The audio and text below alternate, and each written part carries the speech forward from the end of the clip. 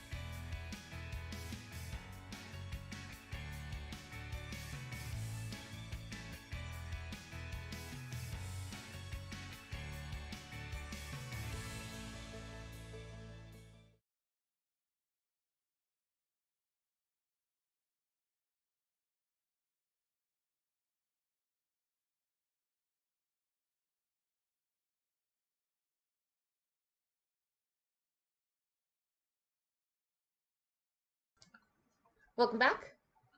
Welcome back. So, what is this foolish day we are speaking of? What is this word, foolish, that we're speaking of? Well, let's start where many good linguists and general people start in etymology. What is etymology? Well, if you are new to the linguistic game, etymology is where words come from. So basically, how foolish came to become the word foolish. So let's take a little bit of a look at one of our favorite websites, Etymology Online Dictionary. Online Etymology Dictionary. There we go. So today, obviously, we're looking at foolish. And we see here that foolish is made up of two different parts of a word. What does that mean? Well,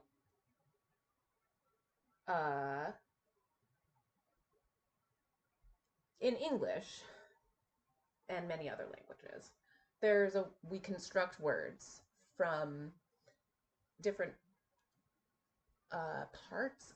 this is one of those, like, why didn't I go down this path? That's not a relevant path right now. Let's just look at this right here. So we see fool and ish, right? We'll get into it. So early 14th century CE, that means early 1300s, 1500s, 1300s, early 13th century. Oh, that's fool.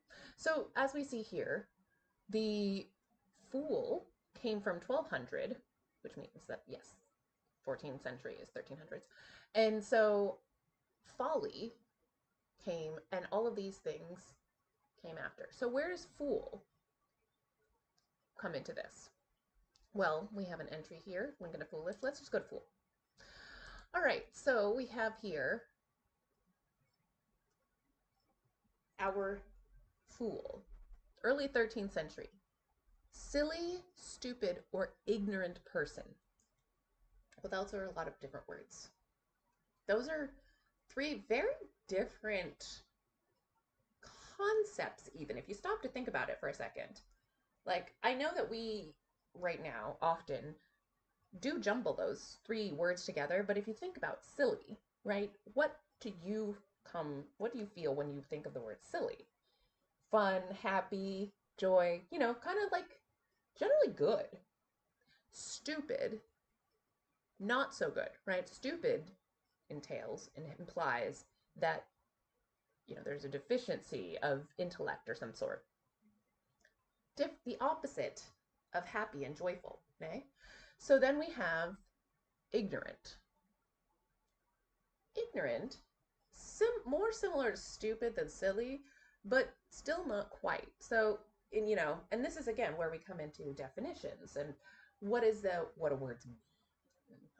Yeah, that's what this channel is all about. So if you get frustrated by semantics, flee now. So we have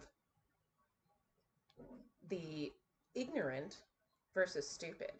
Ignorant implies a lack of knowledge, but it is a perhaps fixable lack of knowledge, right? You can inform an ignorant person, you can educate, and somebody can. But stupid tends to mean that there is a lack of ability there. So these three words, silly, stupid, or ignorant, and or is important, right? It's not all of these. It's not a silly, stupid, and ignorant person. So it can be any of these. But when we think about that, fool, that one word encompasses already these three incredibly distinct concepts. So already we're going, where are we? What does fool even mean?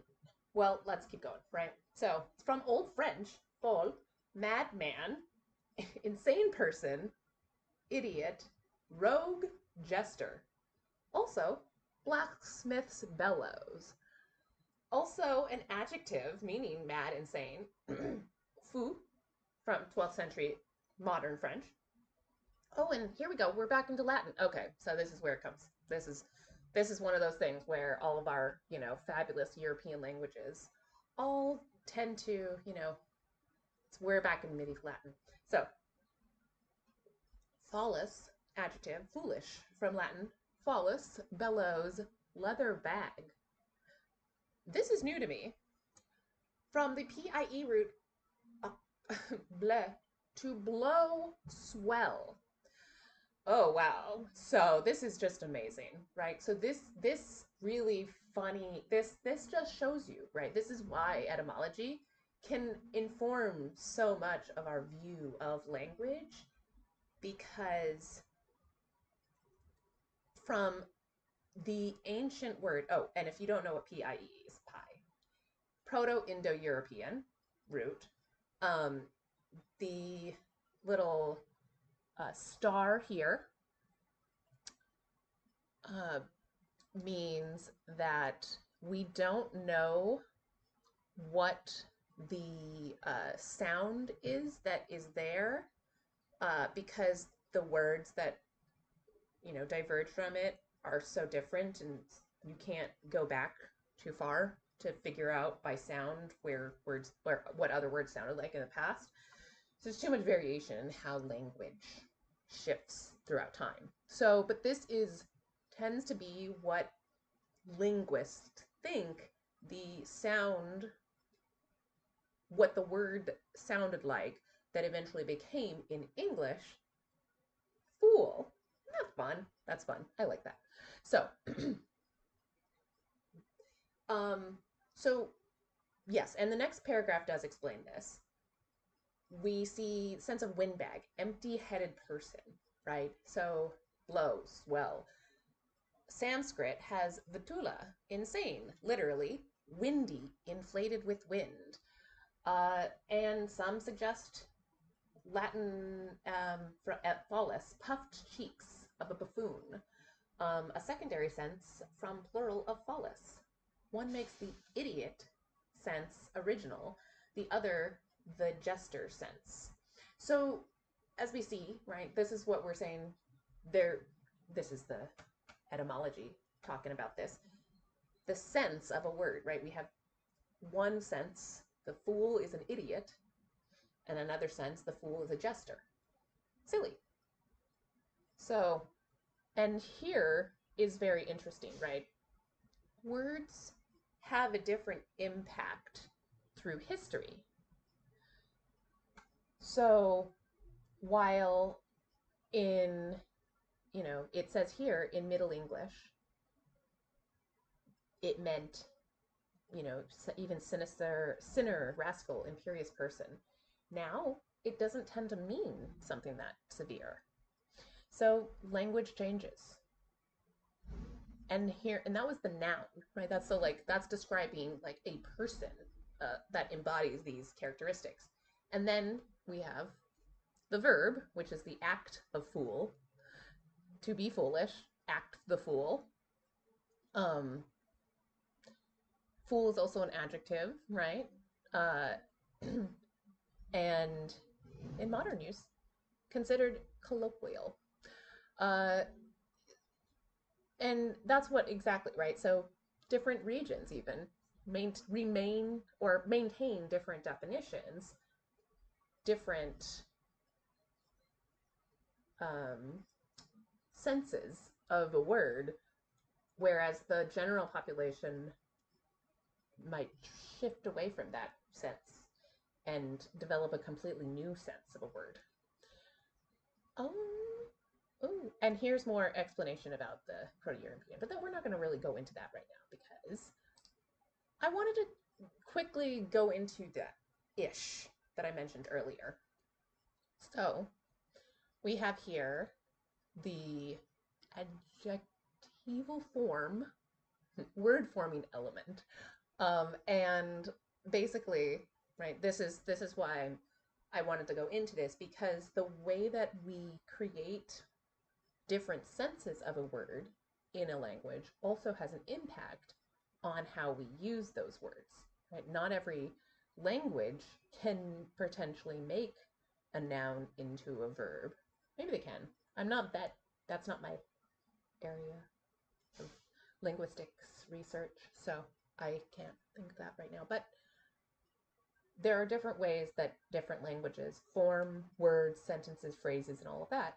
So that means that there is some influence on how we create these words and how they create senses. The final one that I wanted to look at was just this sense of, like I said, how in English we keep adding new senses in this way. No, it's not an agglutinative. Because that means that you're putting words together to create senses, new senses, but these are different parts of words. So like the ish is the adjectival word forming element. So that means that ish makes a noun into an adjective potentially, or maybe it's a verb into an adjective. Or no, I see here. Yeah. Anyway, language is fun. Language is fun. That's what I like to say, right? Because there's so much of it. You can't ever get bored with language. So this exploration of foolish, right, has brought us to one of my favorite parts of any episode now, which is the retrieval of the big dictionary. So, let me go ahead and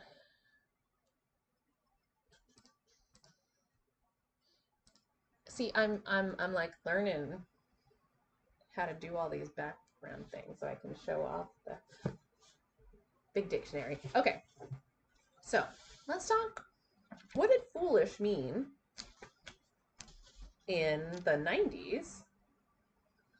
And what does it mean now, according to our friends at Merriam-Webster's? Ooh. It's always the middle letters of the alphabet are always fun to search through. Here we go. So, for fool, do I want to start with fool or foolish? Let's start with foolish. You know, that's the word that we're supposed to be looking at today. Let's look at it. Foolish. It's an adjective. Silly, ridiculous. A foolish person, a foolish hat. Lacking in good sense, prudence, or judgment, or showing such a lack. So, apparently, in this definition, foolish brings up fun feelings, kind of, but like also it has that, what is it? Ridiculous, lacking in good sense. So, yeah, it's basically you're not being an adult kind of stuff. Well, let's see. If we go to the noun, if we go back, foolish, that's the adjective, so that's describing it. And the noun says it's somebody lacking common sense or judgment. Historically, it's a jester, a professional clown. There's another definition is someone made to appear stupid. That's a fun one. Next definition, well, that's interesting. That's a specific one I wasn't expecting, so I started reading it. A dessert of crushed stewed fruit thickened with milk, eggs, or cream. To be no or nobody's fool. That's an interesting, I kind of feel like there's a prank being pulled on me right now, because the way that this dictionary tends to be set up is there's two lines between each definition of a particular number, and in this one, there's two lines after someone made to appear stupid, when it goes into a dessert of crushed stewed fruit thickened with milk, eggs, or cream, and then there's no line, but we go into a bolded to be no, or nobody's, fool. No bold, still no lines. To be intelligent and have one's wits about one, back to bold. To make a fool of, no bold. To make someone appear stupid. That was all in one bracket line thing. I'm not sure. That's gonna be, I have to go back. I feel like I'm looking foolish right now because I am very confused about this definition. I'm looking forward to seeing what the current one is. But there are two more numbered instances, so senses of this word. So the second sense is an adjective. Foolish, silly. That fool woman. 3. To trifle, not be serious. To deceive, to cheat. Trick, to fool around. To behave like a clown for fun. To play stupidly or irresponsibly. Yeah, a foolish behavior. So, just still tripping on that middle one. So, as we see in this particular one, foolish has very much, it's in the 90s when I got this dictionary. the definition was still very much in the historical senses that had been developing since the early 14th century, basically. So now let us return to our fabulous online dictionary. So here we have our definition of foolish: having or showing a lack of good sense, judgment, or discretion. Absurd, ridiculous, marked by loss of composure. Insignificant, trifling. And this is also one other thing I wanted to point out, right, is because one of the ways that we map meaning onto language is by creating paths to other words, other meanings, and seeing, does this fit more into this area or does it fit more into this area? Well, as we see here, foolish has so many synonyms, not as many antonyms. Interesting. What do you think about that? That's interesting, I want to say. Does it mean that our culture likes to describe the foolishness more than its opposite? Right? Do we not do? Is the reasonable sensible? Is it just, does it makes sense if you think about it for a second? I feel, right? Because if you're talking about the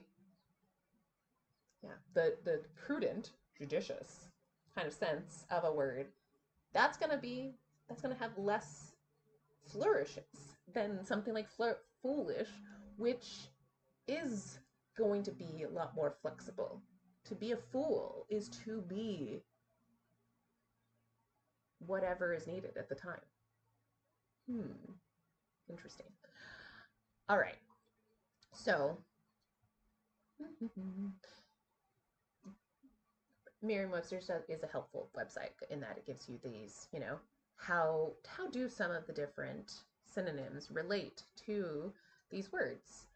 And it's nice to be able to see, and a little bit of etymology for you, but we've already gone to etymology, so let's go. So,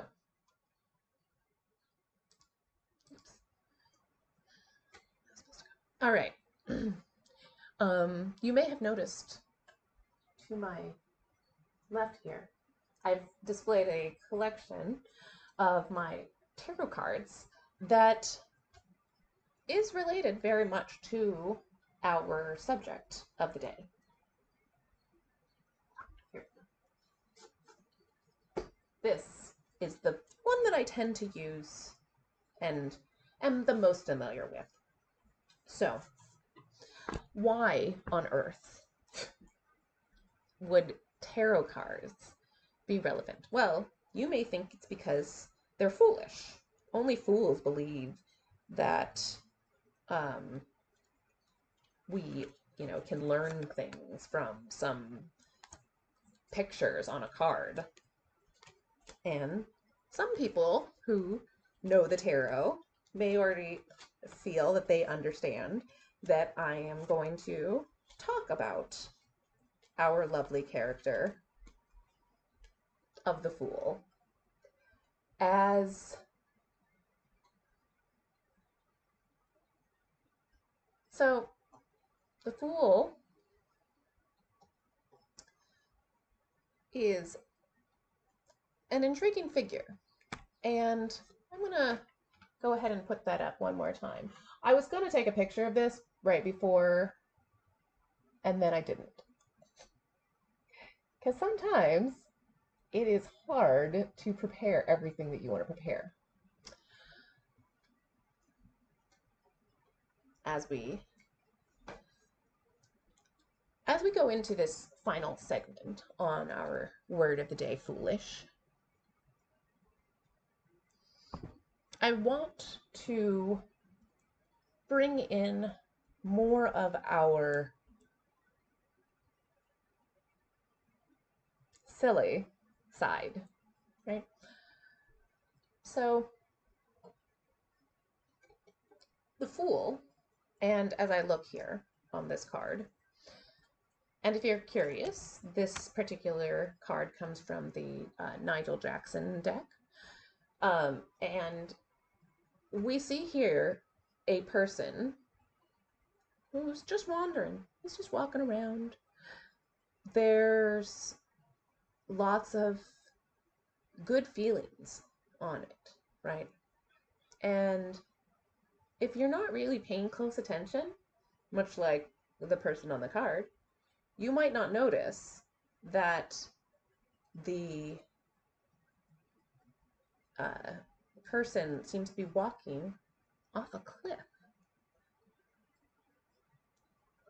Well, that seems quite foolish, nay? And yet, throughout time, I don't think I've ever seen a card that shows the fool actually falling off. They're always just about to. And hey, you probably have a deck that that shows the fool falling off, because there's so many. Everybody can create their own deck. That is actually what this wonderful box is. A collection of that I've made, not actually in a workshop. Let's just say, yeah, it was a fun workshop. But basically,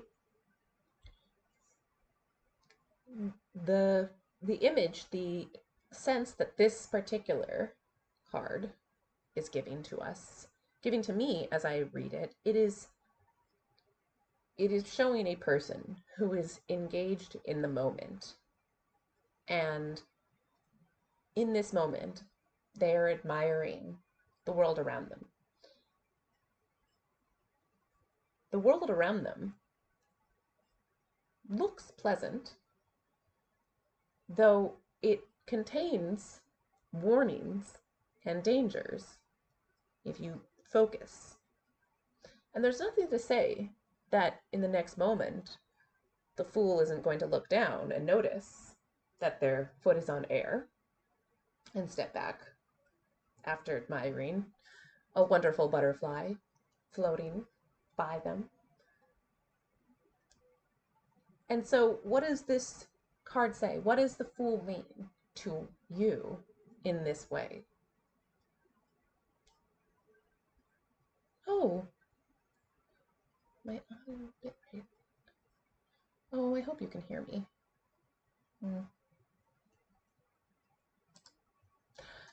Okay. Sorry. YouTube is very stressful to me sometimes. So,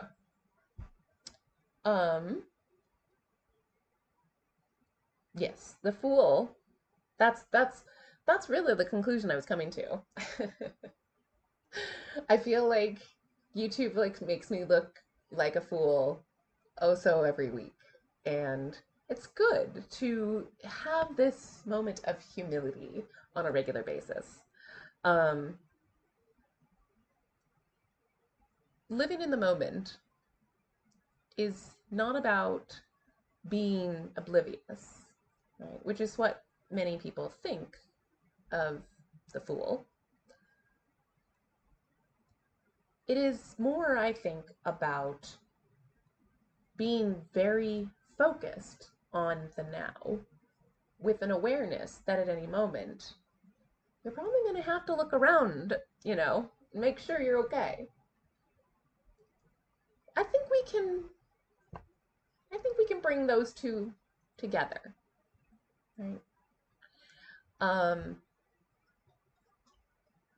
Yeah.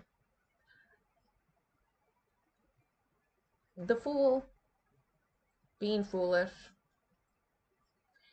it's something that is in all of us, and we should celebrate amongst each other. So, thank you for joining me today on this, what is it? Exuberant journey of the word foolish. I think that is all the linguistics you can use for this week. Well, yes. And I do hope that our, path our meandering path through linguistics and language helps you get out there and have some fun crafting sound meaning.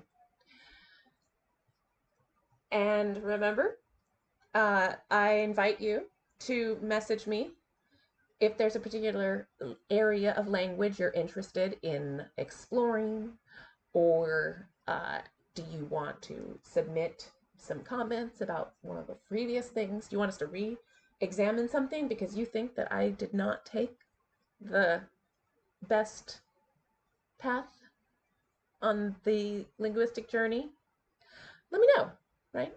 You can comment below. You can message me on Twitter at SoundMeaning, or you can visit me on my website, description in the description box, craftingsoundmeaning.com, if you're a typer. So thank you once again. I'm Sonatina, and I hope you have a fabulous, fun week. Bye.